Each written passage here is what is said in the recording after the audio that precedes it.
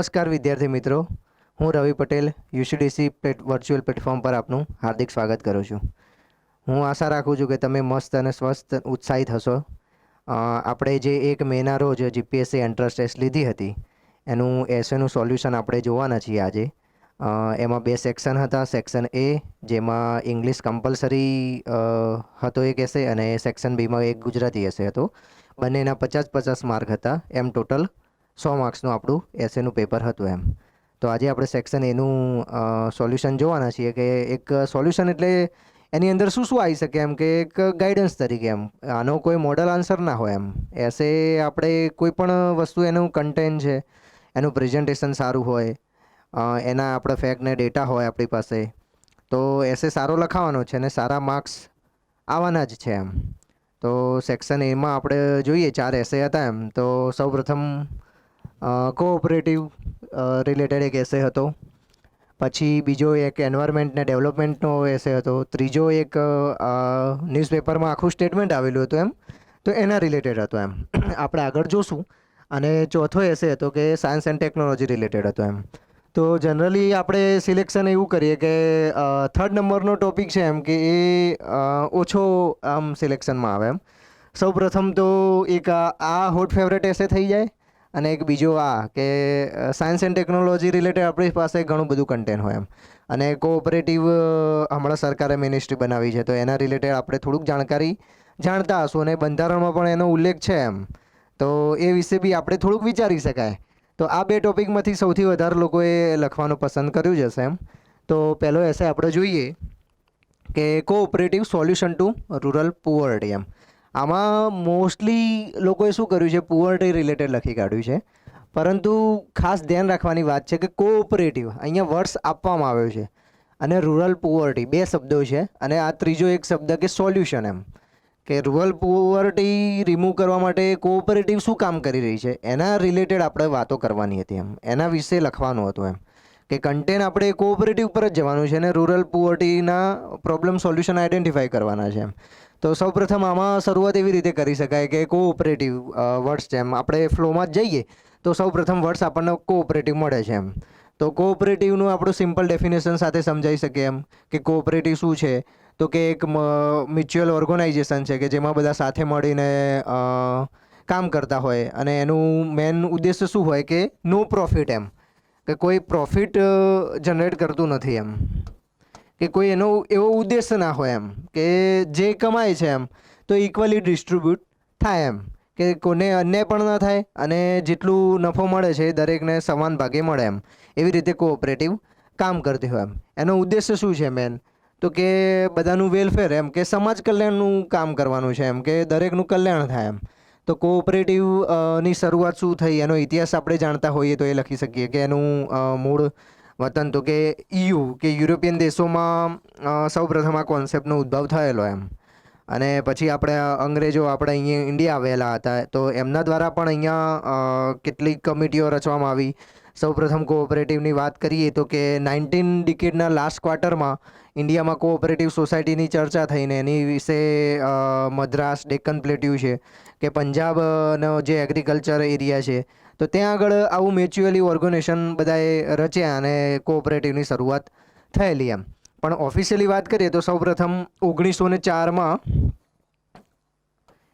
ઇન્ડિયામાં cooperative society act એ વિશે એક કમિટી બેસેલી. એમને સૌપ્રથમ ઇન્ટ્રોડ્યુસ કર્યું, અને પછી cooperative act finally 1912 cooperative society act બહાર આવ્યો એમ. તો કોઓપરેટિવની અંદર શું શું આવે એમ, તો આપણે વાત કરીએ કે કોઓપરેટિવ એટલે બેન્કિંગ રિલેટેડ પણ કોઓપરેટિવ હોય, cooperative for housing, cooperative for producer, cooperative for labour,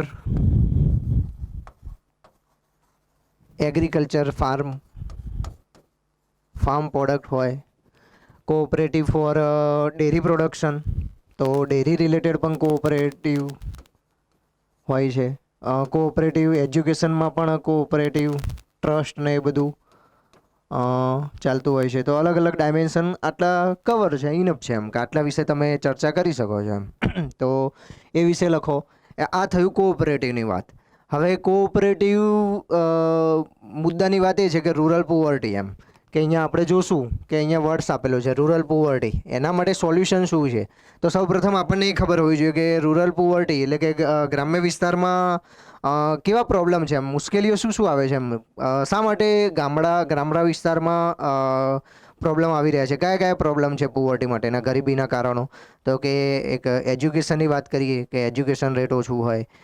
પછી ડિજિટલ ડિવાઇડની વાત કરીએ હમણાં વર્તમાનમાં, તો એ પણ ગ્રામ્ય વિસ્તારમાં ઓછું જોવા મળશે. પછી બેઝિક ઇન્ફ્રાસ્ટ્રક્ચરની વાત કરીએ તો ગ્રામ્ય વિસ્તારમાં એ પણ નહિવત જોવા મળશે એમ કે ઘણા ગ્રામ્ય એવા વિસ્તારો છે કે જ્યાં વીજળી પણ હજી સુધી પહોંચી નથી એમ.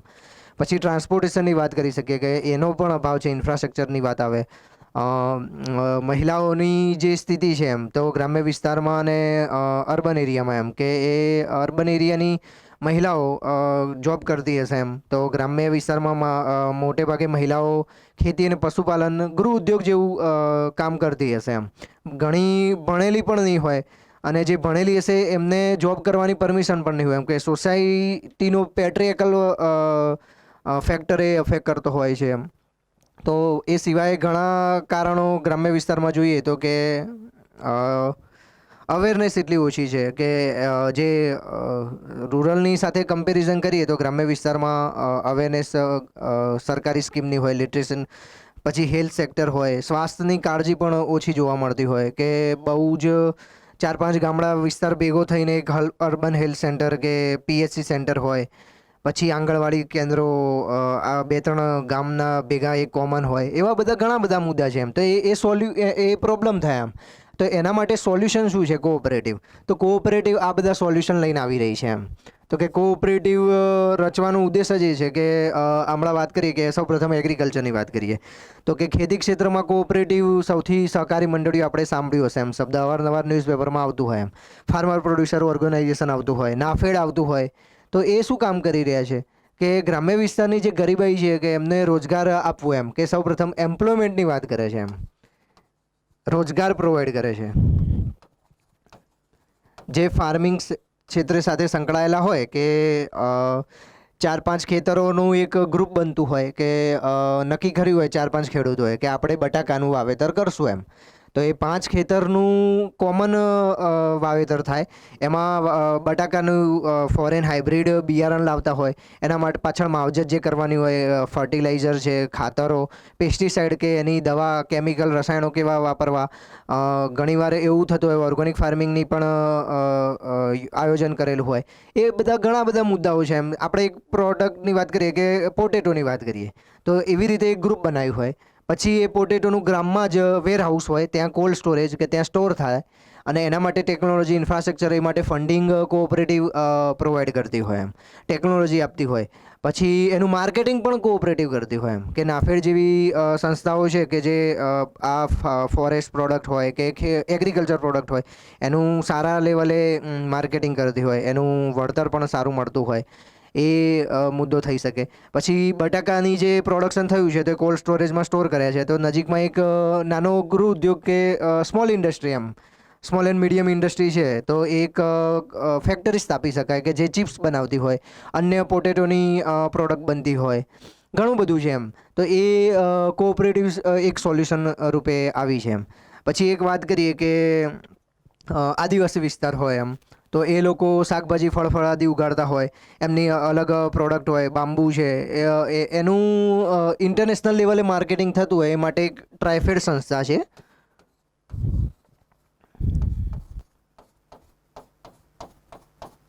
કે જે આદિવાસી સમાજ દ્વારા જે ફોરેસ્ટ પ્રોડક્ટ હોય, એગ્રીકલ્ચર પ્રોડક્ટ હોય, તો એનું માર્કેટિંગ ને સેલિંગ કરતા હોય ને એને સારું વળતર પણ આપતા હોય એમ. તો આ એક વર્નેરેબલ સેક્શન શેડ્યુલ ટ્રાઇબની વાત થઈ ગઈ, ખેડૂતોની વાત થઈ ગઈ. પછી બેન્કિંગની વાત કરીએ તો કોઓપરેટિવ બેન્કિંગ ક્ષેત્રમાં પણ કામ કરે છે કે જે લોન પ્રોવાઈડ આપે છે, સસ્તા દરે લોન હોય, વ્યાજનું વળતર પણ ઓછું હોય, ઘણીવાર 0% સ્વરૂપે વ્યાજે પૈસા આપતા હોય કે ખેડૂતોના ફાર્મિંગ પ્રોડક્ટ ઇક્વિપમેન્ટ ખરીદવાના હોય, પછી એમના બાળકોનું એજ્યુકેશનની વાત કરી હોય, ગામમાં કોઈ પ્રોજેક્ટ બનતો હોય કે ટ્રાન્સપોર્ટેશનનો હાઈવે બનાવવો હોય તો એ માટે લોન પ્રોવાઈડ કરે. તો એ બેન્કિંગ ક્ષેત્રની વાત થઈ. એના એક્ઝામ્પલ આપણે લખી શકીએ છીએ કે બેન્કિંગ માટે Punjab and Maharashtra cooperative bank છે, ભારત કોઓપરેટિવ બેંક છે, સારસ્વત કોઓપરેટિવ બેન્કિંગ છે. તો એક એક્ઝામ્પલ સાથે આપણે પ્રૂવ કર્યું છે કે કોઓપરેટિવ સારું સોલ્યુશન લાવી રહી છે એમ. પછી હાઉસિંગ બેઝિક નીડ શું હોય એમ પુઅર્ટીની, કે શેલ્ટર, હોમ અને ક્લોથ. પણ એ સિવાય બી આગળ ડેફિનેશન વધી છે એમ કે પુઅર્ટીની ડેફિનેશનમાં બીજા એક શબ્દો એડ થયા છે જે વર્તમાનના ઇકોનોમિક્સ એટલે કે અર્થશાસ્ત્રીઓ કહેતા રહ્યા છે કે એજ્યુકેશન પણ એક મહત્ત્વની બેઝિક નીડ થઈ જાય છે અને હેલ્થ સેક્ટર પણ એમ. તો એ માટે આવાસ રહેઠાણની સુવિધા આપણને કોઓપરેટિવ સોસાયટી પ્રોવાઈડ કરશે. પછી પ્રોડ્યુસર અને લેબરનું શોષણ ના થાય એ પણ પૂરતું ધ્યાન રાખશે, એમને પૂરતું વળતર મળે અને જે પ્રોડક્ટ બનાવી છે તો એનું સારું સેલિંગ પણ થાય અને એનું માર્કેટ ઇન્ટરનેશનલ લેવલે પણ એટલું જ થાય એમ. વર્તમાનમાં આપણે એમેઝોન, ફ્લિપકાર્ટ એ સિવાય ઘણી બધી વેબસાઇટો છે, ઈ કોમર્સ, ઈ રિટેલ, એ બધું સેલિંગ થતું રહેલું છે. તો એમાં કોઓપરેટિવ મદદરૂપ થઈ શકે છે. પછી ડેરી, સૌથી સારું પરફોર્મન્સ કરી રહ્યું હોય કોઓપરેટિવ તો ડેરી. એનું સક્સેસફુલ એક્ઝામ્પલ આપણે જોઈએ તો કે અમૂલ.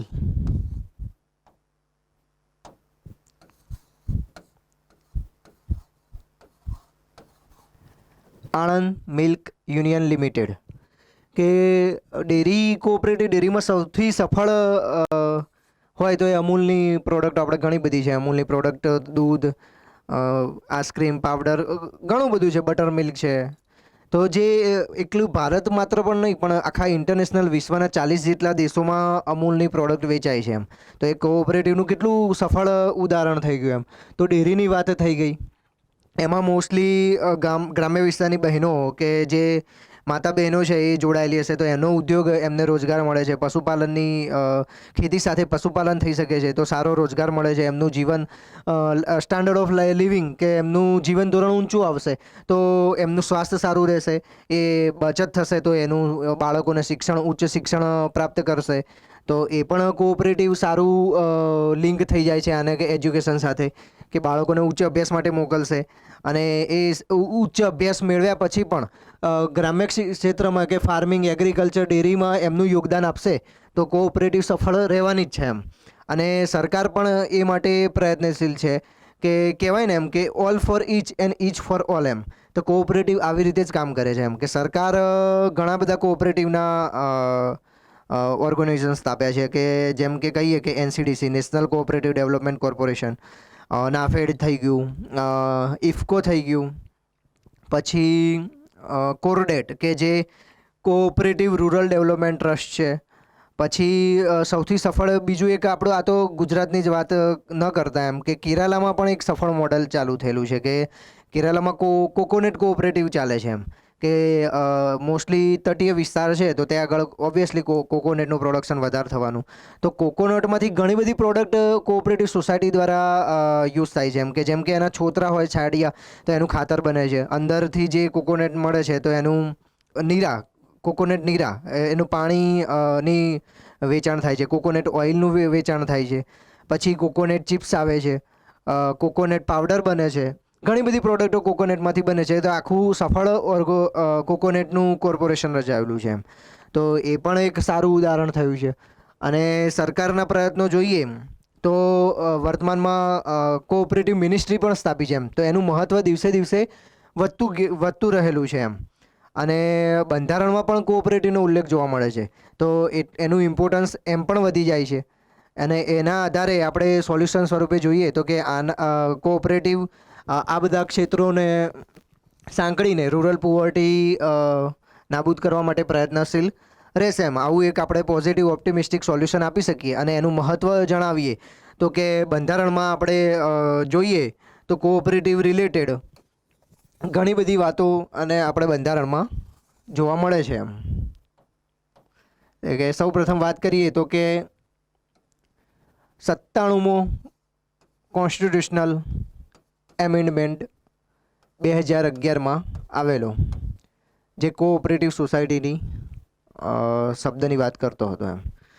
એ સિવાય વાત કરીએ તો પાર્ટ 3 મૂળભૂત અધિકાર આપવામાં આવેલો છે, ફંડામેન્ટલ રાઇટ્સ, આર્ટિકલ 19(1)(c)ની અંદર, જેમાં કોઓપરેટિવ શું છે એમ એક મૂળભૂત અધિકાર રીતે મેન્શન કર્યું છે કે યુનિયન એન્ડ એસોસિએશનની વાત કરે છે, તમને સ્વતંત્રતા આપે છે કે તમે આવું ઓર્ગેનાઇઝેશન રચો અને એને પ્રોત્સાહન કરો, અને પ્રોત્સાહન માટે દરેક રાજ્યોને પણ છૂટછાટ આપી છે. તો એ માટે વાત કરીએ તો કે ડીપીએસપી એમ, ડિરેક્ટિવ પ્રિન્સિપાલ સ્ટેટ પોલિસી. ડીપીએસપીમાં આર્ટિકલ 43(b)ની અંદર કોઓપરેટિવને પ્રમોશન, પ્રચાર પ્રસાર માટે, સપોર્ટ કરવા માટે રાજ્ય પણ યોગદાન કરશે એમ. તો એનું મહત્ત્વ એટલું બધું થઈ જાય છે કે જેનો ઉલ્લેખ બંધારણમાં પણ જોવા મળે છે. તો આ વાત થઈ કોઓપરેટિવની. તમે આટલું મેન્શન કરો તો ઓબ્વિયસલી સારા માર્ક્સ આવવાના છે, તમારી જોડે ડેટા ફ્લો છે. અને કોઓપરેટિવના બીજા એક્ઝામ્પલ, સફળ ઉદાહરણો તમે લખો એના, અને કોઈ કોટ યાદ આવતું હોય, કોઈ મહાન પુરુષે કીધેલું હોય, કોઈ સક્સેસફુલ કોઓપરેટિવ રહેલું હોય, તમારા ધ્યાનમાં કંઈક બીજું આવતું હોય, તો ઓબ્વિયસલી તમે મેન્શન કરો છો તો એના માર્કિંગ થવાના છે. પણ આ થઈ આટલી કોઓપરેટિવની વાત એમ. પછી નેક્સ્ટ જોઈએ તો કે ecological consideration and development must go together, કે આ વાત થઈ એન્વાયરમેન્ટ વર્સિસ ડેવલપમેન્ટની વાત આપણે જનરલી કરતા રહેલા છીએ એમ, કે એન્વાયરમેન્ટ વર્સિસ ડેવલપમેન્ટ આ મુદ્દો હંમેશા ચર્ચામાં રહેલો છે. પરંતુ હંમેશા એન્વાયરમેન્ટ વર્સિસ જ ડેવલપમેન્ટ રહેશે? શું એનું એન્વાયરમેન્ટ ઇક્વલ ટુ ડેવલપમેન્ટ નહીં થઈ શકે? આનું બેલેન્સ કરવાનું છે, તો કેવી રીતે કરશું એમ? તો આમાં શરૂઆત એક સારા કેસથી કરી શકાય એમ, કે સુપ્રીમ કોર્ટનો કોઈ ભૂતકાળમાં કોઈ ચુકાદો આપેલો હોય, કે યા કોઈ તમારા એક્ઝામ્પલમાં એનેક્ડોટ આવતું હોય કોઈ ધ્યાને, કે વાત કરીએ તો લાસ્ટ વર્ષમાં જે મહારાષ્ટ્રમાં એરે ફોરેસ્ટ હતું એમ, તો એને દૂર કરીને મેટ્રો સ્ટેશન, આખું મેટ્રોનું પ્રોજેક્ટ બનાવવાનો હતો એમ. તો તેના સ્થાનિક લોકોએ એક મુંબઈમાં એક જ માત્ર એવું સ્થળ હતું કે જે એન્વાયરમેન્ટ રિલેટેડ એમ ઠંડક આપી રહે એમ, તો એક માહોલ એન્વાયરમેન્ટનો મળી રહેતો, તો એ એરે ફોરેસ્ટ હતું એમ. તો સ્થાનિક લોકોએ એટલું આંદોલન ચલાવ્યા, એને રોકવાનો પ્રયત્ન કર્યો, અને એરે ફોરેસ્ટને ફાઇનલી બચાવી લીધું. અને એ સિવાય પણ સરકારે એવું કીધેલું કે અમે એરે ફોરેસ્ટને, ભલે એ મેટ્રો પ્રોજેક્ટનો રૂટ હતો, તો મેટ્રો પ્રોજેક્ટ બનાવવો ડેવલપમેન્ટ પણ જરૂરી જ હતું, પણ સામે સરકારે એવું પણ કીધું કે જેટલું એરે ફોરેસ્ટનો વિસ્તાર છે એનાથી 4 ગણો વિસ્તાર અમે આજુબાજુમાં ડેવલપ કરશું એમ. તો એ પણ એક સારું સોલ્યુશન થઈ જ શકે છે ને એમ. તો ઇક્વલ ટુ થવાનું જ છે એમ, કે તમે જેટલું ડેવલપમેન્ટ કરી રહ્યા છો સામે એટલું એન્વાયરમેન્ટને પણ ધ્યાન રાખો છો એમ. કે એક ઝાડ કાપો છો તો એની સામે તમે 4 ઝાડ બીજા ઉછેરો છો, તો obviously environment equal to development થવાનું છે એમ. તો એક આવું એનેક્ડોટથી તમે શરૂઆત કરી શકો છો. અને સૌથી સારું તમને યાદ હોય તો સુપ્રીમ કોર્ટનું જજમેન્ટ એમ, કે MC Mehta versus Union of India, એક કેસ હતો.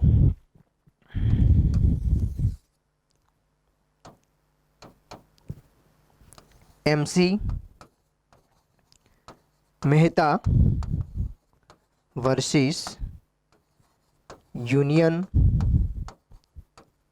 Of India 1986. 1986માં MC Mehta versus Union of India, દિલ્હીમાં એક Shriram food and fertilizer industry નામની એક કંપની છે એમ. તો એમાં ઓલિયમ ગેસ લીકેજ થયો. આપણને ખ્યાલ હશે 1984માં ભોપાલ ગેસ ટ્રેજેડી થયું, એ પણ એક કેસ સ્ટડી આમાં તમે નાખી શકો છો. અને એના બાદ તરત જ દિલ્હીમાં શ્રીરામ ફૂડ એન્ડ ફર્ટિલાઇઝર ઇન્ડસ્ટ્રીનું ગેસ લીક થયો, કે જેનું જે લીકેજ હતું એ યમુના ગંગામાં મિશ્રિત થઈ ગયું એમ. અને જે આસપાસના જે ગંગાના વિસ્તારમાં પશુ જે પાણી પીવે, માણસો છે, પછી ઇન્ડસ્ટ્રીમાં કે પીવાલાયક પાણી જે બી બધું યુઝ થાય છે, ત્યાં બહુ મોટું એન્વાયરમેન્ટનું ખતરારૂપ સંકટ બની ગયું હતું એમ. તો આ કેસ ડાયરેક્ટ સુપ્રીમ કોર્ટમાં દાખલ કરવામાં આવ્યો એમ. તો એનો સારો એક કેસ તમે લખી શકો છો શરૂઆતમાં.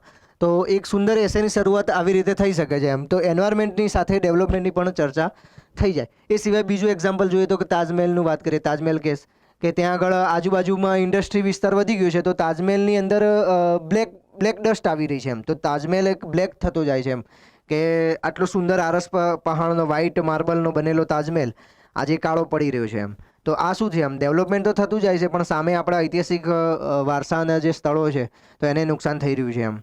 તો અને એન્વાયરમેન્ટને પણ ખતરો થઈ રહ્યો છે.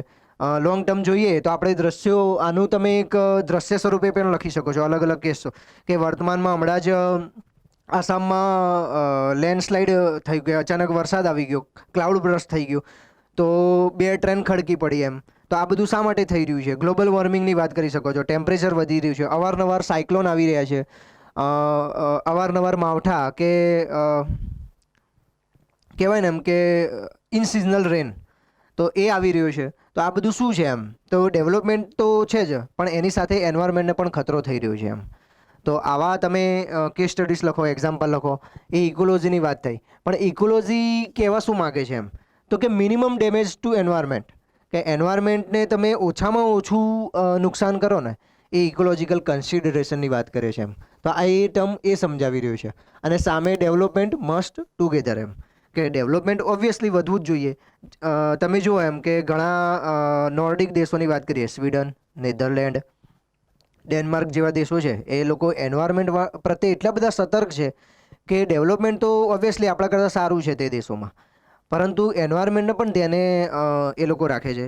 અને એ નાના દેશો છે તો ત્યાં આગળ પ્રોજેક્ટ કોઈ બી ઇઝીલી સફળ થઈ શકે એમ. મોડલ સ્વરૂપે પ્રાયોગિક રીતે ઇમ્પ્લિમેન્ટ કરીએ તો એનું કોસ્ટ બેનિફિટ ઓબ્વિયસલી મળવાનું જ છે.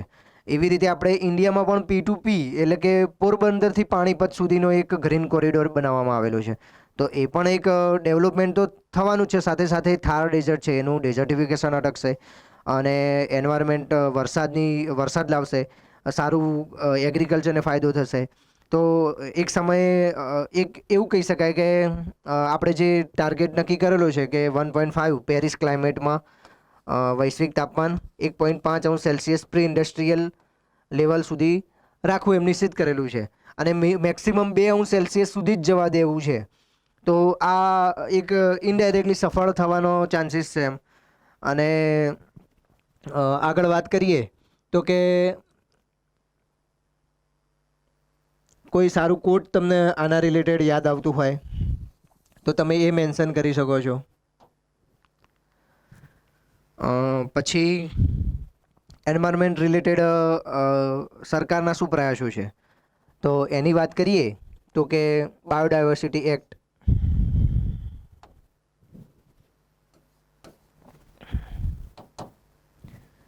બાયોડાયવર્સિટી એક્ટ,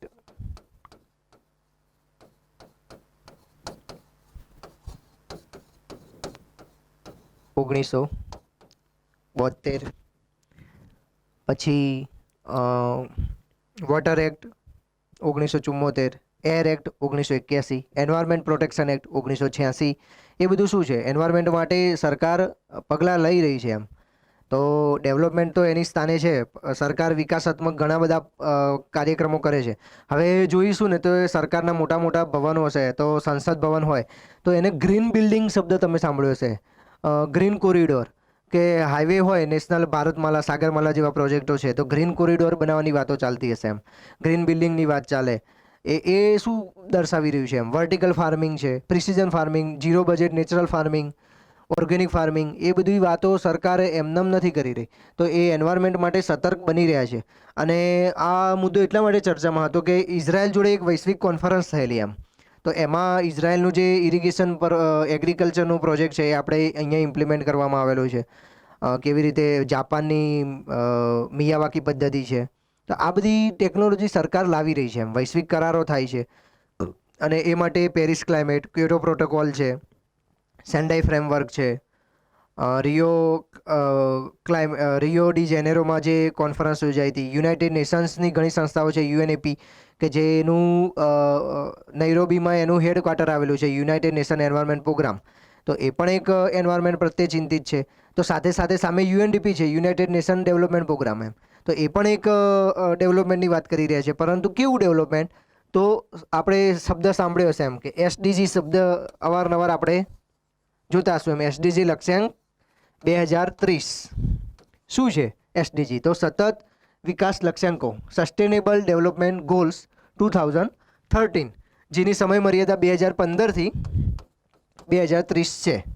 એ પહેલાં મિલેનિયમ ડેવલપમેન્ટ ગોલ હતા, જે 2000થી 2015 સુધી લાગુ પડેલા હતા એમ. તો સસ્ટેનેબલ ડેવલપમેન્ટમાં 17 જેટલા લક્ષ્યાંકો છે. એમાંથી મહત્ત્વના લક્ષ્યાંકોની વાત કરીએ તો આ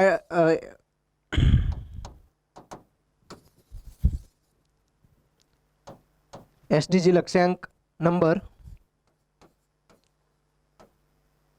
6-7 જે ક્લીન વોટર અને એનર્જીની વાત કરી રહ્યા છે, ઇન્ડસ્ટ્રીની વાત છે, ઇકોનોમીની વાત છે. પછી 13, 14 અને 15 જે એન્વાયરમેન્ટ માટે climate action, life below water, life on land એની વાત કરી રહ્યા છે. તો જે સસ્ટેનેબલ ડેવલપમેન્ટના મહત્ત્વના ગોલોની વાત કરીએ તો આ પણ તમે લખી શકો છો. પછી આગળ વાત કરીએ તો બંધારણીય ઉલ્લેખ તો હંમેશા એસેમાં આવવો જ જોઈએ એમ. જ્યાં સુધી લાગતું વળગતું હોય કે એસેમાં આપણે બંધારણનો ઉલ્લેખ કરી શકીએ છીએ તો એ પણ તમે ચોક્કસ મેન્શન કરો તો તમારું માર્કિંગ ઓબ્વિયસલી વધવાનું છે. તો એન્વાયરમેન્ટ રિલેટેડ વાતો કરી હોય બંધારણમાં તો એક article 21 right to life and protection of environment, article 48 A 49 જે કન્ઝર્વેશનની વાત કરી છે, આર્ટિકલ 51 એ જી ફંડામેન્ટલ ડ્યુટીઝમાં પણ એન્વાયરમેન્ટની વાત કરી છે. તો સામે સામે ડેવલપમેન્ટ પણ એટલું જ જરૂરી છે. તો એ બંનેને બેલેન્સ તમારે આન્સર ડીલ કરવાનો છે.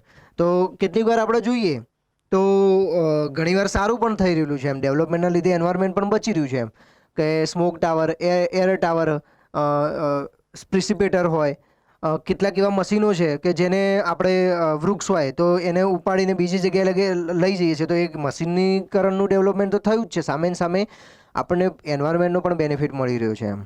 તો એવા તમે એક્ઝામ્પલ આપો તો ઓબ્વિયસલી એક્ઝામિનર પ્રભાવિત થવાનો જ છે. અને આગળ વાત બીજી એ કરીએ કે કોઈ સારું કોટ યાદ આવતું હોય તો તમે લખી શકો છો. અને એક પોઝિટિવ કન્ક્લુડ કરો એમ કે આ માટે કોઈ કમિટી તમને યાદ આવતી હોય કે ગાડગીલ કસ્તુરી રંગન કમિટી છે, TSR સુબ્રમણ્યમ સાહેબનો એક રિપોર્ટ છે. એ સિવાય આપણે વાત કરીએ તો ઓલ ઇન્ડિયા સર્વિસ ઘણી બધી હશે એમ, પણ શા માટે એક સ્પેશિયલ એક એન્વાયરમેન્ટના લગતી એક સર્વિસ ના હોય કે આપણે કહીએ કે ઇન્ડિયન એન્વાયરમેન્ટલ સર્વિસ, એ પણ એક નિમણૂક કરવી જોઈએ એમ. તો એક આવું ઓપ્ટિમિસ્ટિક વ્યૂ તમે આપશો કે સોલ્યુશન બતાવશો સરકારને કે આવું બી કરી શકાય છે તો આપણે સારું જસ્ટિસ કરી શકીશું એસેને એમ. પછી નેક્સ્ટ એસે જોઈએ તો આ એસે તો લગભગ બધાએ અવોઇડ જ કર્યો હશે અને કરવો બી જોઈએ એમ, કે આમાં તમને કંઈ કશું ખ્યાલ ના હોય ને તો ના લખવો જોઈએ એમ. એ એક મોટું બ્લફ કહેવાય એમ, કે આપણે યુનિક જ એસે ચૂઝ કરીએ અને લખીએ એવો પ્રયત્ન તો ના જ કરવો જોઈએ. કારણ કે આ એક કરંટ અફેરમાં સ્ટેટમેન્ટ આવેલું હતું એમ, કે 19 એપ્રિલના રોજ જે દિલ્હીમાં જે એનકે સિંઘ, જે 15 ફાઇનાન્સ કમિશનના ચેરમેન છે, એનકે સિંઘ, 15 ફાઇનાન્સ કમિશન, બંધારણમાં તમે આ ભણશો એમ, તો એના ચેરમેન એક આ વાક્ય કીધેલું, આખું સ્ટેટમેન્ટ જ છે એમ, ન્યૂઝપેપરમાં બી તમે કદાચ જોયું જ હશે એમ. તો આ સ્ટેટમેન્ટે એમને જસ્ટિફાઈ કરવાનું કીધું છે એમ, ડાયરેક્ટ જ સ્ટેટમેન્ટ આપેલું છે. તો એ રિલેટેડ જ વાતો તમારી આમાં થવી જોઈએ એમ. એ સિવાય જનરલ લખી શકો પણ માર્ક પણ એવા જનરલ જ આવે એમ, પરંતુ તમે આને જસ્ટિફાઈ કરો એમ કે શું કહેવા માગે છે. Politics and economics, free vice and deeply flow, they are quick passport to fiscal disaster. Main terms તો આ જ છે એમ, કે શું કહેવા માગે છે, ફિસ્કલ ડિઝાસ્ટરની વાત કરે છે. તો આ બે ટર્મ્સ પોલિટિકલ અને ઇકોનોમિક્સ જે સેન્ટર સ્ટેટની વાત કરીએ એમ, સેન્ટર સ્ટેટના જે રિલેશન છે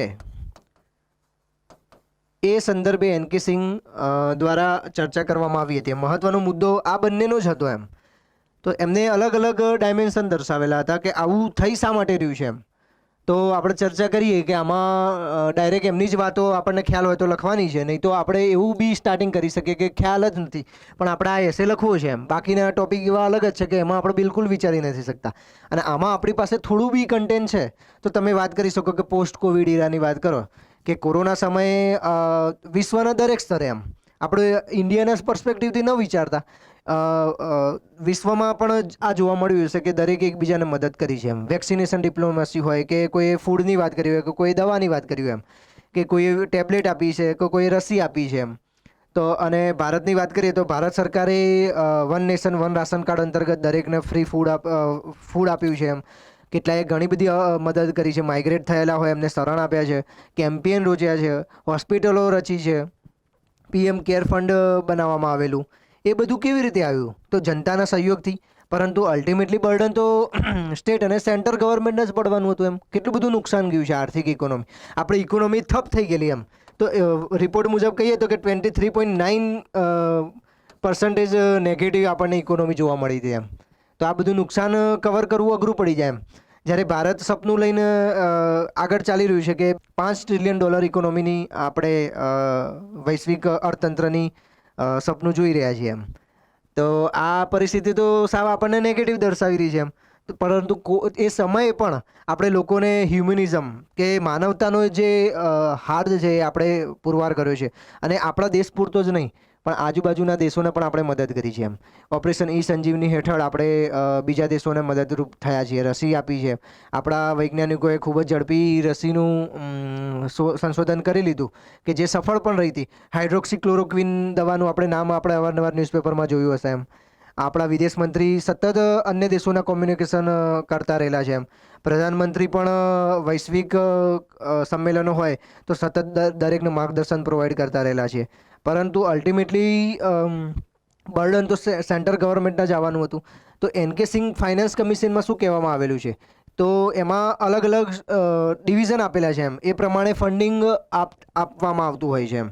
તો એની વાતો અહીંયા આપણે કરવાની હતી એમ, પોલિટિકલ અને ઇકોનોમિક. તો સૌપ્રથમ વર્તમાનમાં આપણે કરંટમાં જોયું હશે ને તો કે પંજાબ સરકારમાં જોઈએ તો પંજાબ સરકારમાં 17,000 કરોડનો જે પાવર સપ્લાય એમ કે ફ્રી આપવાની વાત કરી દીધી એમ. પછી દિલ્હીમાં પણ આપણે જોયું હશે કે ટ્રાન્સપોર્ટેશન ફ્રી છે, પાણી ફ્રી છે, વીજળી ફ્રી છે એમ. તો આ બધું અલ્ટિમેટલી કોને ભોગવવાનું એમ? તો કે સરકારને જ ને. તો સરકાર પૈસા ક્યાંથી લાવશે? તો ટેક્સ કરમાંથી. પણ એમાં પણ આપણે તો ચોરી કરી રહ્યા છીએ એમ. ટેક્સ પૂરેપૂરો ભરવાનો નથી. તો અલ્ટિમેટલી સેન્ટર ગવર્મેન્ટ ઉપર બર્ડન આવવાનું. અને એ સિવાયની વાત કરીએ તો કે વાવાઝોડું આવી ગયું, કોઈ બાયોટેકનોલોજી સપોઝ કે તીડ આક્રમણ થઈ ગયું, આવી નેચરલ ડિઝાસ્ટર એક્ટિવિટી થઈ ગઈ તો એ સમયે પણ સેન્ટ્રલ મદદરૂપ થશે. તો એ જ કહેવા માગે છે કે પોલિટિક્સ અને ઇકોનોમિક્સ કેવી રીતે બધું જ મફત કરી દેશો તો પૈસા લાવશું ક્યાંથી એમ? તો સરકાર તો દેવું કરશે તો અલ્ટિમેટલી પ્રજાને જ ભોગવવાનું છે એમ. અને જો એવું જ વધતું જ હશે તો સરકાર સારા વિકાસાત્મક કાર્યો, સ્વાસ્થ્ય, શિક્ષણ છે, સિક્યુરિટીનો પ્રશ્ન છે, પછી સારી સારી સરકારની જે યોજનાઓ આવી રહી છે કે જે પીડિત, વંચિત અને નબળા વર્ગો છે અને સ્પેશિયલી ટાર્ગેટેડ એ લોકો માટેની યોજનાઓ પણ નિષ્ફળ જશે એમ. તો એ વાતો આપણે આ એસેમાં લખી શકીએ છીએ. પછી રાજસ્થાનમાં જે વાત કરવામાં આવી કે one pension, old pension scheme હતી એમ, વન નેશન વન પેન્શન, આ બધી વાતો બર્ડન ફાઇનાન્શિયલી તો સ્ટેટ ને સેન્ટ્રલ ગવર્મેન્ટને જ પડવાનું છે. એ વાત તમે કરી શકો છો.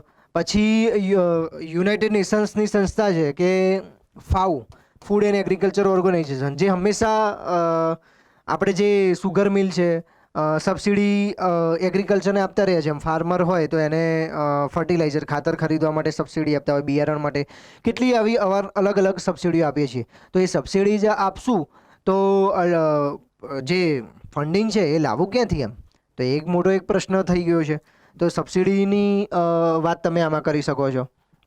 એ સિવાય બીજી વાત કરીએ તો કે નેશનલ ડિઝાસ્ટર મેં વાત કરી કે કોઈ સાયક્લોન, વાવાઝોડું આવી જાય તો એ સમયે પણ સરકાર રાહત આપે છે. કોઈ અચાનક મૃત્યુ થઈ જતા હોય તો એ વળતર પણ સરકાર આપે છે.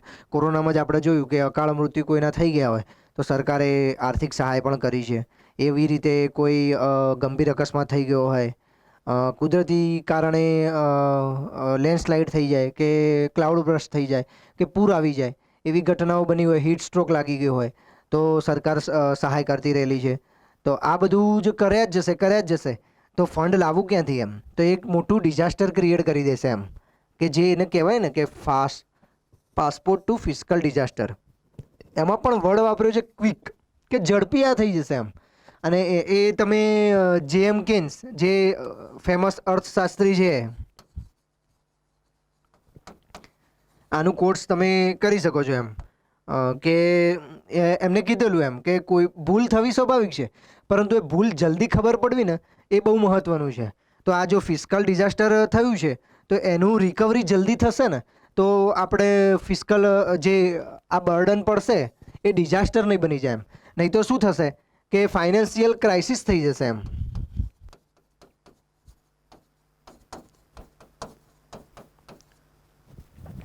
નેશનલ ઇમરજન્સીની આપણે વાત કરીએ તો કે 360 શું કહે છે આર્ટિકલ?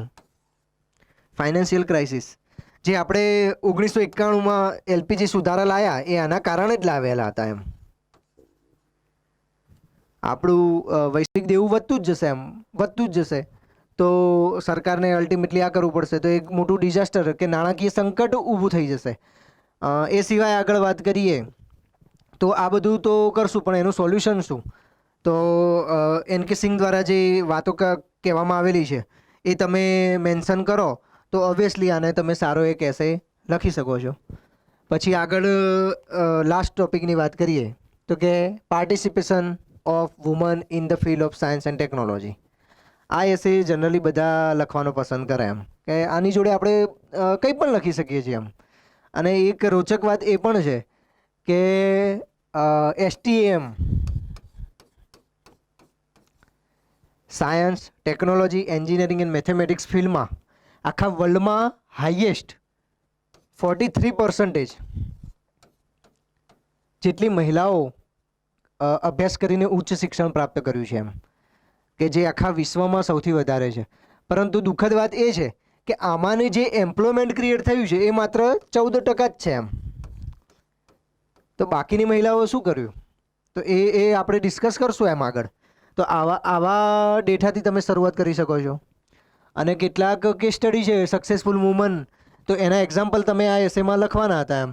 અને સાયન્સ એન્ડ ટેકનોલોજીમાં વુમનનું રોલ શું છે એ ક્લિયર કટ તમારે મેન્શન કરવાનું હતું. ઘણા બધાએ સુનિતા વિલિયમ, કલ્પના ચાવલા ઉપર જ એસે લખી કાઢ્યો છે, પરંતુ એટલા પૂરતું સીમિત નથી એમ. સાયન્સ એન્ડ ટેકનોલોજી એ વાસ્ટ ફિલ્ડ છે. માત્ર સ્પેસ ટેકનોલોજી એ સાયન્સ એન્ડ ટેકનોલોજી નથી એમ. સ્પેસ છે, આઈટી લઈ લો, બાયોટેકનોલોજી લઈ લો,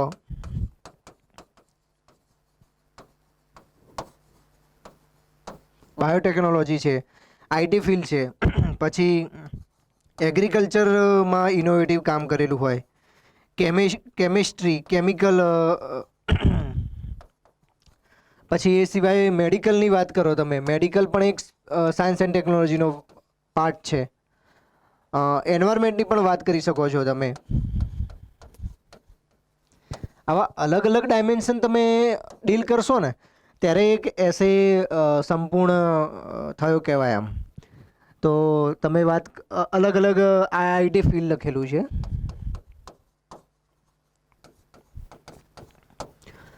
આ દરેક ક્ષેત્રની મહિલાઓની વાત કરવાની હતી, માત્ર સ્પેસ એન્ડ ટેકનોલોજીની વાત નહોતી આમ. તો સાયન્સ એન્ડ ટેકનોલોજીમાં તમે આ દરેક ડાયમેન્શન લખો, એના એક્ઝામ્પલ આપો. સ્પેસ ટેકનોલોજીમાં કલ્પના ચાવલા અને સુનિતા વિલિયમ છે. આઈટી ફિલ્ડના ઘણા સક્સેસફુલ ઉદાહરણો છે. બાયોટેકનોલોજીની વાત કરીએ તો કે ઇન્દિરા ઇન્દુજા, જેમને મેડિકલ ક્ષેત્રે સારું એવું કામ કરેલું છે. કેમિકલમાં મેડમ ક્યુરી છે. સ્પેસ એન્ડ ટેકનોલોજીની વાત કરીએ કે સિક્યુરિટીનો પ્રશ્ન, ટેસિસ થોમસને પણ આપણે યાદ કરી શકીએ. મિસાઇલ વુમેન છે ટેસિસ થોમસ. કેમિકલ અને જે કોસ્મેટિક પ્રોડક્ટ છે એનો હમણાં જ આપણે નાયકાની CEO કે ફાલ્ગુની નાયર, એમનું પણ સારું એવું યોગદાન છે, તો એનું નામ લખી શકો છો.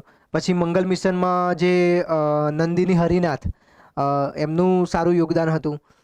પછી મલ્લિકી શ્રીનિવાસ, એમને ફાર્મિંગ અને ટ્રેક્ટર, જે એગ્રીકલ્ચરના ઇક્વિપમેન્ટ હોય એના રિલેટેડ સારું એવું યોગદાન એમનું સાયન્સ એન્ડ સ્પેસ ટેકનોલોજીમાં જોઈ શકાય છે.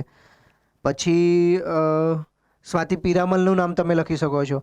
આવી અનેક મહિલાઓ છે જેના એક્ઝામ્પલ તમે કોટ કરો, એનું સમજાવતા જાઓ, ડાયમેન્શન ક્લિયર કરતા જાઓ, તો આપણો એસે સારો લખાવાનો જ છે એમ.